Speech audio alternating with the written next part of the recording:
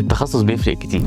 لما يكون اللي بيكشف عليك دكتور أوعية دموية متخصص في علاج الدوالي يقدر يعالج السبب الرئيسي في ظهور الدوالي، مش بس يخفي العرض، يبقى التخصص يفرق كتير. لما اللي يعمل لك الدوبلر يكون دكتور أشعة متخصص يقدر يوضح الأوردة المصابة بدقة عشان تتعالج بدون ما ترجع لك تاني، يبقى التخصص بيفرق كتير. لما يتعمل لك يوم مخصوص ليكي انتي كله سيدات، في دكتورة أوعية، دكتورة أشعة، وفريق تمريض سيدات بس، يبقى التخصص يفرق كتير.